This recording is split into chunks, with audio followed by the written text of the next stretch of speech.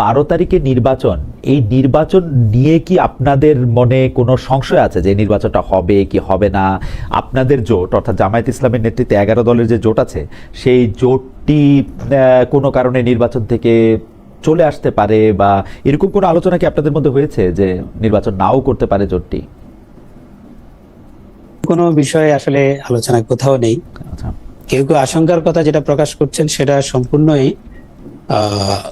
কিছু প্রশ্ন তৈরি হয়েছে, সেই জায়গা থেকে আশঙ্কাগুলো আসলে করা হচ্ছে।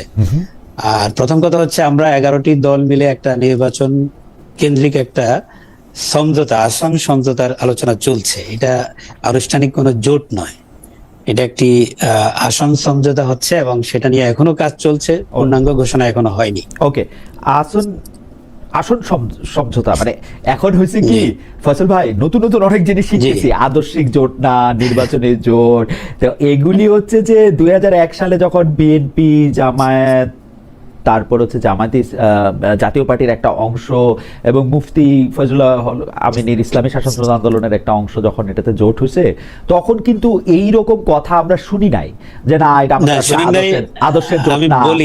মানে বলি হ্যাঁ, কিন্তু এইবার কেন আদর্শের কথা বলতেছি, মানে এইবার কি আপনারা জোট করে একটু মানে একটু নিজেরাই একটু বিব্রত হচ্ছেন কেন? না না, মোটেই বিব্রত হওয়ার বিষয় না। এটা প্রথম আলোচনাটা আসলে আমাদের পক্ষ থেকে এই আলোচনাটা আসছে এবং অন্যরা অনেকে পরে সাপোর্ট করছেন, যেটা হলো জোট কেন্দ্রিক অভিজ্ঞতা আমাদের ভালো না।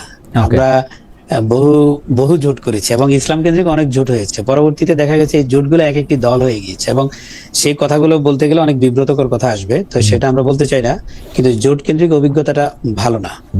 তো সেই জায়গা থেকে প্রচুর আলোচনা পর্যালোচনার পর কিন্তু এই সিদ্ধান্তটা হয়েছে যে আমরা জোট না করে আমরা সমঝোতামূলক একটি সিদ্ধান্তে যাব এবং এই সমঝোতার মধ্যে যারা যারা আগ্রহী হবে, দেশপ্রেমিক ইসলামিক শক্তি যারা আছে, ফেসিবাদ বিরোধী যে শক্তিগুলো আছে, যারাই আগ্রহী হবে তারাই এই সমঝোতার মধ্যে আসবে। এবং এই আলোকেই মূলত আমরা সর্বশেষ যতগুলো দল আসছে, 11টার মতো দল হয়েছে এবং সেই 11টা দল হওয়ার পরে আমরা সমঝোতা নিয়ে কাজ করছি। এর আগে 8টি দল ছিল, তখন একটি ম্যাচিউরড আলোচনা হয়েছিল, পরবর্তীতে আরো 3টি দল যুক্ত হওয়ার পরে আলোচনাটা আবার নতুন করে আমাদের কিছুটা রিশিডিউল করতে হচ্ছে কিছু কিছু জায়গায়, সেজন্য একটু সময় নিচ্ছে। তো বাকি আশঙ্কার যে জায়গাগুলোর কথা বললেন, সেগুলো কিন্তু নির্বাচন হবে কি হবে না এই আশঙ্কা আমরা করছি না, বা এই জাতীয় কোনো কথাও কিন্তু। আচ্ছা, এই জায়গাতে একটু বুঝে আসি তো। ধরেন আপনি যেটাকে সমঝোতা বলতেছেন, যে আসন বিভিন্ন জায়গায় দলগুলির ক্ষেত্রে যারা ইসলামের পক্ষে আছেন, বাংলাদেশপন্থী আছেন, ফেসিস্ট বিরোধী আছেন, যেভাবে আপনি আসলে যে বিশেষণগুলো আপনার ব্যবহার করলেন, তো সেইটার সাথে জোটের তফাৎটা কি? না, জোটের তফাৎটা হবে এভাবে, যদি জোট হয় সেখানে জোটের অনেকগুলো ব্যাপার স্যাপার থাকে, যেমন জোটের কে প্রধান হবে, কে কখন সভাপতিত্ব করবেন, কে নেতৃত্ব দিবেন, আবার কে সমন্বয় করবেন, অনেকগুলো বিষয়াদি আছে। এখন এখানে যেটা আমরা সমঝোতা করছি মানে কি, আমরা সবাই মূলত যার যার জায়গা থেকে আমরা সবাই ক্লিয়ার আছি এবং আমরা কেউ কারো জায়গা থেকে এমন কোন জোট হলে জোটের একটা ঐক্যবদ্ধ একটা কি থাকবে, ম্যানিফেস্টো থাকবে, সেরকম কিছু বা আরো অনেক কিছু থাকবে, এখানে কিন্তু সেরকম কিছু থাকছে না। জি না। তাহলে আপনারা তো জোট করলেন, ধরেন হ্যাঁ, এখন আপনারা যদি 151টার বেশি আসন পান, যে শুভেচ্ছা আমার সবসময় থাকে, তো সেই 151টার বেশি আসন পেলে এটা কে হবেন আপনাদের দলের থেকে নির্বাচিত প্রধানমন্ত্রী? আচ্ছা, এই জাতীয় কোনো আলোচনাই তো এখনো হয়নি। এটা আলোচনাটা হবে যদি হ্যাঁ সত্যিকার অর্থে যদি আমরা 151টার আসন পেয়ে যাই, তো নিঃসন্দেহে এটা তো এমন হবে না যে 2 জন প্রধানমন্ত্রী হয়ে যাবেন, এরকম তো হবে না। হ্যাঁ, তখন কি আপনারা আলোচনা করবেন? আগে আলোচনা করা যায় না এটা ফজল ভাই? না না না, আগে আলোচনা করে আমরা রাস্তাটা তো বন্ধ করতে চাই না। এখন নির্বাচনের ফলাফল আসার পর তখন তো দেখা যাবে যে কে কতটা আসন পেলাম, কার কতটুকু যৌক্তিক দাবি এখানে আসলে হয়, আর কে কতটুকু আমরা ছাড় দিতে পারবো, সব মিলাই নির্বাচনের আসন পাওয়ার উপর ভিত্তি করে তখন আপনারা এটা তখন চিন্তা করবেন, তাই তো? নিঃসন্দেহে একটা পরিস্থিতি তৈরি হবে তখন, যাতে করে আলোচনাটা তখন কমে যাবে, অনেক কমে যাবে আলোচনা। এখন আলোচনা করতে গেলে তো আলোচনাটা বড় হবে। মানে আমরা কি মানে আমার খুব কৌতূহল, কারণ এরকম আর জীবনে শুনি নাই, ধরেন বাংলাদেশে আর জীবনে শুনি। আমার খুব কৌতূহল, ধরা যাক জামায়াতে ইসলামী এখন পর্যন্ত আমি যা হিসাব নিকাশ দেখতেছি 173টা আসনে ওনারা নির্বাচন করতেছে, জোট সঙ্গী হিসাবে আপনারা 68 আসনে প্রার্থী দিচ্ছেন, আমরা আমরা শুনতেছি 74টা আসনে 74 74। আচ্ছা, এনসিপি আমি শুনতে পাইছি যে 30টা, কেউ কেউ বলতেছেন 40টা, আমি জানি না। তো ঘটনা হইলো যে ধরেন জামাত ইসলামী পাশ করলো 50টায়, আর খেলাফত মজলিস পাশ করলো ধরেন 55টায়। তাহলে সেই ক্ষেত্রে কিন্তু সব মিলে আমাদের আবার 151টা বেশি হলো, এনসিপি 30টার মধ্যে 30টাই পাইলো, তো 151টা হইলো। তো সেই ক্ষেত্রে যারা আসন বেশি পাবে তারাই কি সরকার গঠন করবে, বা মানে মানে এটা তো একটা হাইপোথেটিক্যাল কথা যে যারা বেশি আসন পাবে, হ্যাঁ হ্যাঁ, সাকিব ভাই তারা, হ্যাঁ জি, এখানে তো বিষয় হচ্ছে যে আপনি যদি 151টা আসন পান এবং সবাই মিলে পান, হ্যাঁ, তো সরকার তো সবারই, না, কিন্তু এবং কার সেই জায়গায় নেতৃত্বে কে থাকবে, কোন দায়িত্বে যাবেন, কার নেতৃত্বে থাকবে? হ্যাঁ, কে কোন দায়িত্বে আচ্ছা, যাবেন। একটা সেকেন্ড, 11টি দল ইন্টারেস্টিং ভাবে ডক্টর মোস্তাফিজুর রহমান ফয়সাল, যিনি খেলাফত মজলিসের যুগ্ম মহাসচিব, তিনিও এইটাকে আসলে জোট বলতে নারাজ। তিনি বলছেন নির্বাচনী আসন বন্টনের সমঝোতা যারা একসঙ্গে আন্দোলন করছেন তাদের মধ্যে। না, আমি নারাজ হব কেন? এটা তো সবাই মিলেই সিদ্ধান্তটা হয়েছে যে আমরা কোনো জোট করিনি। আমরা যেটা করছি সেটা হলো আমি সেই জন্য আসন বলতেছি যে সমঝোতা। বলতে নারাজ, আমরা আসলে বলার সুবিধার্থে তাদেরকে জোট বলি, আপনাদেরকে জোট বলি, তাই না? আচ্ছা, তাই না? তো ধরেন এই ক্ষেত্রে তিনি এইটাও বলে ফেলছেন যে আপনারা কোনো যৌথ ইশতেহার দিচ্ছে না, তাই না? জি। তাইলে এইটা কি সম্ভব? মানে আপনি যদি একটু আমাদেরকে বলতেন যে এটা কি সম্ভব? ধরেন ব্রাহ্মণবাড়িয়াতে আপনি দাঁড়িয়েছেন সাকিবের প্রতিদ্বন্দ্বী হিসাবে, আপনি যেভাবে সরকার পরিচালনার কথা বলছেন তার সাথে একটা স্পষ্ট পার্থক্য দেখা যাচ্ছে যে এনসিপির যে প্রার্থী রংপুর থেকে দাঁড়িয়েছেন তাদের জন্য। তাহলে মানে বাংলাদেশের সব মানুষ তো বাংলাদেশেরই নাগরিক। তো ব্রাহ্মণবাড়িয়ার জন্য একরকম সরকার, রংপুরের জন্য একরকম সরকার, দিনাজপুরের জন্য বা ভোলার জন্য আরেক রকম সরকার, এটা কি আসলে প্র্যাকটিক্যালি পসিবল কিনা? না, কোশ্চেনটা ইন্টারেস্টিং নিঃসন্দেহে। জি। এবং বিষয়টা হচ্ছে আমাদের কিছু কমন জায়গা আছে। আচ্ছা, কমন জায়গাটা হচ্ছে আমরা দেশপ্রেম নিয়ে সবাই চিন্তা করি, কোন জিনিসটা দেশের মানুষের জন্য কল্যাণ হবে, দেশের মানুষের জন্য ভালো হবে, এবং এখানে ন্যায় বিচারের জন্য কোনটি যৌক্তিক হবে, দেশের অর্থনীতির উন্নয়নের জন্য কোনটি যৌক্তিক হবে। এবং কমন এই বিষয়গুলোতে আমাদের আসলে খুব বেশি দূরত্ব নেই। জনগণের কল্যাণের প্রশ্নে, দেশের কল্যাণের প্রশ্নে, এবং আমাদের পিসফুল পাওয়ার ট্রানজিশনের ক্ষেত্রে দেশের রাষ্ট্র সংস্কার বলি, সংবিধান সংস্কার বলি, যে বিষয়গুলো নিয়ে ইতিমধ্যে আলাপ আলোচনা হয়েছে, এবং আমরা দেখেছি যে এই বিষয়গুলোতে খুব বেশি মতপার্থক্য নেই। তো সেই কমন জায়গাগুলোকে বেস ধরেই কিন্তু আমরা মূলত সমঝোতাটা করেছি, এবং সেক্ষেত্রে এই উইন উইন সিচুয়েশনটা সামনে রেখেই যদি আমরা সরকার গঠন করি, এই বিষয়গুলো অবশ্যই বিবেচনায় আসবে। একটা ছোট প্রশ্ন ছিল ফয়সাল ভাই, প্রশ্নটা হচ্ছে যে আপনি যেসব জায়গাগুলির কথা বলছেন, কমন জায়গা, দেশপ্রেম, দেশের কল্যাণ, ন্যায় বিচার, অর্থনৈতিক উন্নয়ন, এই কমন জায়গাগুলি তো গত সরকার, গত রেজিমের সময় আমরা এই কথাগুলি সবচেয়ে বেশি বলতে শুনছি যে দেশপ্রেম, দেশের কল্যাণ, ন্যায় বিচার, অর্থনৈতিক উন্নয়নের জন্য আমাদেরকে থাকা দরকার, আমাদের কোনো বিকল্প নাই, আমরাই থাকবো, এবং এই করতে করতে তারা স্বৈরাচারী হয়েছে। আমি ওই জায়গাও যেতে না, আপনাদের আসন সমঝোতার মধ্যে আপনাদের আনকমন জায়গা কোনটা? মানে যেই কারণে আমি বলতেছিলাম, আমি কিন্তু আনকমন জায়গাগুলি জানি, এবং যেই কারণে হচ্ছে আপনারা সরকার গঠন করলে নোয়াখালীতে আর রংপুরে দুই ধরনের সরকার হবে, যদি আপনারা একমত না হয়।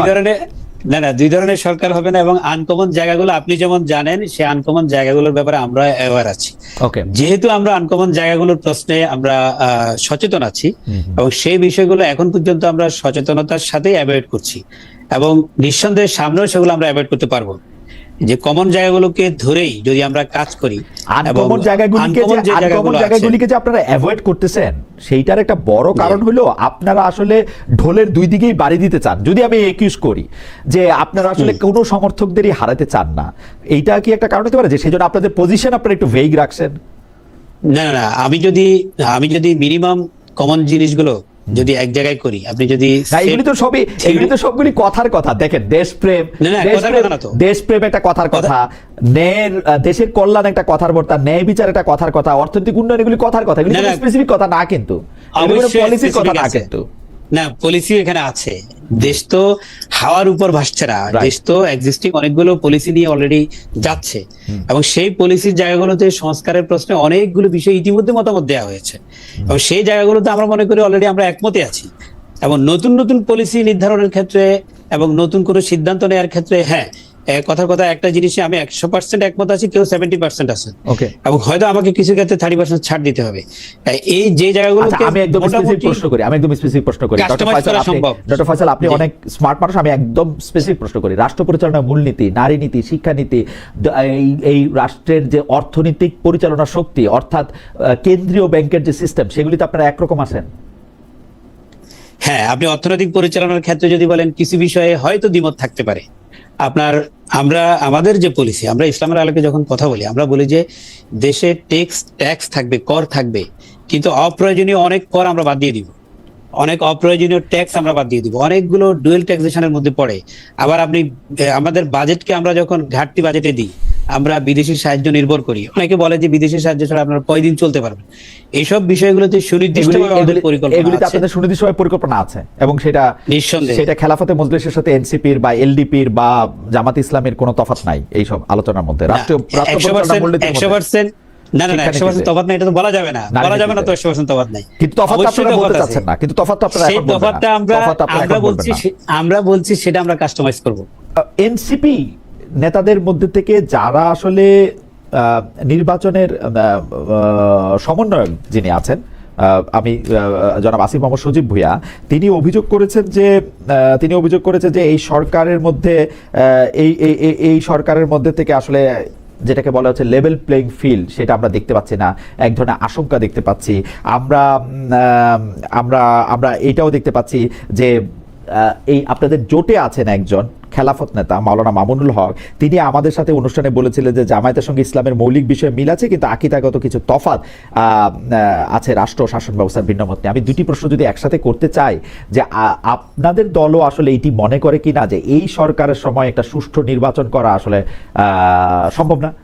দুই হচ্ছে আর দুই হচ্ছে আপনার দলের সাথে যেহেতু নামটি আছে, সেহেতু আপনারা রাষ্ট্র ব্যবস্থা বা পরিচালনায় আসলে আপনারা আলটিমেটলি একটি খেলাফত নির্ভর রাষ্ট্রই করতে চাইবেন কিনা? ধন্যবাদ। আমি আপনার এই প্রশ্নের জবাব দেওয়ার আগে জুনাইদ সাকিব ভাইয়ের একটা আপত্তিজনক কথার জবাব দিই। উনি আমাদের নির্বাচনী ঐক্যকে বলছেন যে এটা সুবিধাবাদী একটা বিষয়াদি। তো আসলে আমি শুরুতেই বলেছি, এখানে আমাদের প্রত্যেকের নিজ নিজ স্বাতন্ত্র অবস্থা বজায় রেখে আমরা সমঝোতাটি করেছি। আমাদের প্রত্যেকের আলাদা আলাদা নির্বাচনী ইশতেহার আছে, যেটার কাজ চলছে।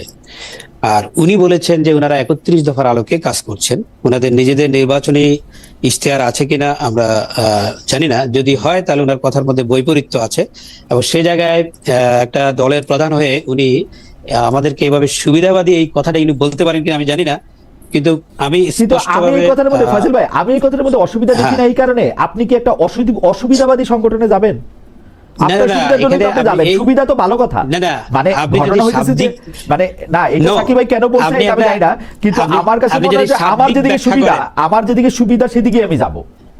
এটা সাকিব ভাই সুবিধার দিকেই যাবে, সেই প্রশ্ন আমি সাকিব ভাইকেও করছি যে আপনি কেন বাংলা শব্দ সুবিধা আর সুবিধাবাদী দুইটা কিন্তু এখন এক অর্থ মিন করে না। সুবিধাবাদী শব্দটা এখন নেগেটিভ। এটা নিশ্চয়ই সাকিব ভাই ব্যাখ্যা করবেন আর কি, সেটা নিশ্চয়ই। তো সেজন্য আমি যেটা বলছি যে ওনাদের নিজস্ব ইশতেহার আছে কিনা আমি জানি না। বিদ্যমান রাষ্ট্র ব্যবস্থার আমূল পরিবর্তন ঘটানোর কথা বলছেন, জনগণের আকাঙ্ক্ষার প্রতিফলন, গণতান্ত্রিক রূপান্তর, অনেকগুলো স্বপ্ন ওনাদের ছিল, কিন্তু সেগুলো সব বাদ রেখে এখন আপাতত ওনারা এই জোটটা করেছেন। যদি ইশতেহার না থাকে ধরা যায়, তো এটাকে আমরা আসলে কি বলবো? আমরা বলছি যে ওনারা জোটই করেন নাই। উনারা ব্যাপারটা এরকম বলতেছে যে ব্রাহ্মণবাড়িয়া 6 আসনে গণসংহতি আন্দোলনের প্রধান সমন্বয়কারী জুনায়েদ সাকিব নির্বাচন করবে, আর ওই জায়গায় বিএনপি নির্বাচন করবে না। ব্যাপারটা আমি সেটা মানলাম, উনি ওনার সুবিধা অনুযায়ী সেটা করুক, সেটা সমস্যা নাই, কিন্তু সেটাকে আমি সুবিধাবাদী বলছি না। কিন্তু আমাদের প্রত্যেকের নিজস্ব অবস্থান বজায় রেখেই আমরা নির্বাচনী ঐক্যটা করেছি। এটা সম্ভব না, সুতরাং এটা আমাদের সম্ভব না। নিজস্ব অবস্থান বজায় রেখে নির্বাচনী ঐক্য করা সম্ভব না, এটা সোনার পাথর। অবশ্যই সম্ভব না, অবশ্যই সম্ভব, অবশ্যই সম্ভব। আপনি আমার চেয়ে অনেক জ্ঞানী মানুষ, আপনি সবচেয়ে ভালো জানেন যে এটা সম্ভব না। আমি বলি সম্ভব, বাকি আপনার প্রশ্ন। মানে আমি বলি এটা একটা কৌতুকের সাথে তুলনীয়। এই কৌতুকটা কি, যে ওই রেলের আপার বার যাবে হচ্ছে কলকাতা আর লোয়ার বার যাবে চিটাগাং, এটা তো হবে না। না, এটা তো ওই যে পাকিস্তানি আমলের একটা গল্প, যেটা উপরের জন মনে করছেন তিনি চিটাগাং যাবেন, নিচের জন মনে করছেন তিনি ঢাকা যাবেন, তিনি ফেরি থেকে। তো উনি যে ভদ্রলোক এই কৌতুকটা করেছেন, তিনি বলেছেন যে এই ট্রেন ব্যবস্থার এত বৈপ্লবিক পরিবর্তন হলো যে একই ট্রেনে আদর্শিক জোট না হয়ে সমঝোতার জোট হচ্ছে, আদর্শিক জোট না হয়ে স্বাতন্ত্র্য বজায় রাখে জোটটা অনেকটা ওরকমই। আপনি যাবেন, না, আপনার আমি বলি সরাসরি এটা বলি হচ্ছে- ডক্টর ফয়সাল, এটা- আপনার আমি সরাসরি বলি, আপনি খেলাফত করবেন, দিক থেকে আপনি বলেন। খেলাফত করবেন, জামাত ইসলামী কখনো খেলাফত করবে না, Right. আপনারা দুজন এক জায়গায় কেমনে যাবে? না না, এক জায়গায় কিভাবে যাবে সেটা বলি। আমি তো এখন এককভাবে ক্ষমতায় যাচ্ছি না, যেহেতু আমি এককভাবে ক্ষমতায় যাচ্ছি না, সেহেতু আমি বলছি যে যে কমন জায়গাগুলো আছে সেই জায়গাগুলো রেখেই দেশ পরিচালনা হবে। আমি যদি এককভাবে ক্ষমতায় যাই, তখন তো আমি বলবো যে এমন একটি কল্যাণ রাষ্ট্রের কথা যেটা নবুয়তের আদলে প্রতিষ্ঠা হয়েছিল, যেটাকে আধুনিক রাজনৈতিক ভাষা আপনি যেভাবে বলেন, ইসলামের রাজনৈতিক পরিভাষা সেটাকে খেলাফত বলে। সেটা নিশ্চয়ই ওই খেলাফত না যেটা আমরা বিভিন্ন সময় আইএস এর মাধ্যমে দেখেছি, যেটাকে মানে কতক্ষণ পর্যন্ত সিমিলারাইজ করে যেভাবে খেলাফত বলা হয়। কতক্ষণ পর্যন্ত? প্রথম 4 জন খোলাফায়ে রাশিদিন, না তারপরও কোন পর্যন্ত মেইন ওই খেলাফতটা? স্ট্যান্ডার্ডটা হচ্ছে খোলাফায়ে রাশিদিন। তা আপনারা স্ট্যান্ডার্ড ওইটাই। খোলাফায়ে রাশিদিনের ওটাই। অনুযায়ী রাষ্ট্র পরিচালনা করতে চান? সেটার আদলে সেটা হবে স্ট্যান্ডার্ড, সেটাকে Okay. বজায় রেখে খোলাফায়ে আপনি রাশিদিনের মধ্যে নিঃসন্দেহে এখন খোলাফায়ে রাশিদিনের 4 জন 4 রকম ভাবে রাষ্ট্র পরিচালনা করেছেন, আমি এটা নিয়ে আপনার সাথে আলাদা তর্ক হতে পারে। করতে পারি। এর মধ্যে আপনারা অবশ্যই কাকে তর্ক অনুসরণ করতে করতে পারবো চান? আমরা। আপনারা না, কাকে না, অনুসরণ এখানে- করছেন? এখানে একক কোন, আমি যেটা বলি এটা যদিও অনেক বড় একটা একাডেমিক বিতর্কের বিষয়, কিভাবে আবার পাওয়ার ট্রানজিশন হবে, যেটা মনে করেন যে আমাদের যে এই সাধারণ যে বিধিবিধান, এই বিধি কিছু কিছু বিষয় যেটা আরবের জন্য যেটা প্রযোজ্য সেটা বাংলাদেশের জন্য প্রযোজ্য না। কিছু কমন জিনিস আছে সেগুলো সব জায়গায় সমান। না, আপনি